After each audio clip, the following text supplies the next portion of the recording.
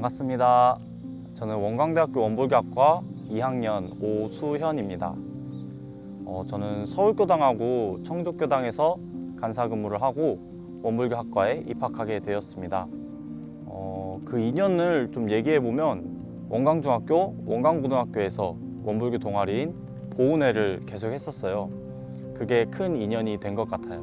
중학교 때 보은회를 하면서 교무님과 친해지게 되었는데 교무님하고 동아리 활동도 하고 교무님 지도도 받으면서 생활하다 보니 어느새 교무님께 감화돼서 나도 저 교무님처럼 멋있게 살아보고 싶다. 지금 생각해보면 교무님이 교법과 실력으로 당당하고 자신감 넘치는 모습에 끌렸나 봐요. 그렇게 학창시절에는 교무님이 출가 권유를 한 번도 안 하셨는데 고3 되는 해에 딱 한 번 출가 권유를 하시면서 하셨던 말이 아직도 기억이 나네요. 수연아, 교무님하고 같이 한번 일해보자. 사실 이때는 교무가 뭐 하는 건지도 잘 몰랐고 그냥 좋은 일 하는 사람이라는 것만 알았는데 그동안 존경하던 교무님이 그렇게 말씀하시니 거기에 혹해서 출가를 하게 되었습니다. 학교에서 동아리 활동도 하고 교당에서 학생대 활동도 했고 간사까지 마쳤지만 마음 공부를 하게 된 건 원광대학교에 와서 시작하게 되었어요. 제가 간사 때는 그저 교무님들께서 부탁하거나 요청하는 것들만 하려고 했지 마음 공부에는 큰 관심을 갖지 못했었어요. 그러다가 학교에 입학을 해서 지내던 중 교무님과 상담을 하는 시간을 갖게 되었습니다. 그때 교무님께서는 저에게 많은 질문들을 하셨고 저는 분명히 교무님께서 물어보시는 질문에 사실대로 대답을 했습니다. 그런데 교무님께서는 제가 대답에 솔직하지 못하고 감추고 있는 것 같다라고 하셨어요. 처음 저는 교무님의 말씀을 이해할 수가 없었어요. 분명히 나는 솔직하게 대답한다고 했는데 왜 솔직하지 못하다고 하신 거지? 제가 간사 때 같이 생활하던 선배가 있었어요. 생활을 하다 보니 내가 더 일을 많이 하는 것 같고 나는 좌선도 안 빠지고 안 늦고 이런 것들이 교무님들이 많이 칭찬을 해주셨어요. 반대로 그 선배는 일도 잘 못하고 일과에 허점도 있고 교무님께 혼나는 모습을 보였었어요. 그게 초반에는 그 선배랑 잘 지냈는데 시간이 지나면서 선배의 모습을 싫어하는 마음이 나기 시작했습니다. 시간이 흐를수록 선배를 싫어하는 마음이 심해졌고 결국 그 선배를 무시하고 아예 말을 안 하는 지경에 이르렀어요. 그 후 선배는 학교에 입학하고 저는 남은 간사 기간을 보내는 중 내가 선배한테 좀 너무했나? 하며 미안한 마음이 들기 시작했습니다. 이런 감상을 교무님께 말씀드리니 오히려 일도 잘하고 칭찬도 받았는데 그럼 좋아해야 하지 않냐? 라고 하셨습니다. 근데 왜 미안한 마음이 들까? 라고 물어보셨습니다.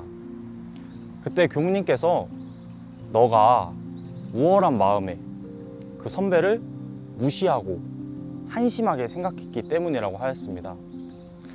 처음 이 말을 들었을 때 내가 그 선배를 한심하게 생각한다고? 하며 교무님의 말씀을 받아들이지 못했어요. 그 후 저는 며칠간 이 물음을 계속 생각해 봤습니다. 저는 지난 20년이라는 시간 동안 착하고 바른 모든 이에게 사랑받는 아이가 되고자 했어요. 그래서 거기에 맞는 틀을 이렇게 만들어 놓고 맞춰서 살아가고 있음을 알게 되었습니다. 사람을 한심하게 생각하면 안 돼 라고 규정 지었고 그것은 나쁜 것이야 라고 규정 지어뒀기 때문에 한심하다는 표현 대신 여러 가지 말로 내 마음을 속여왔던 것이죠.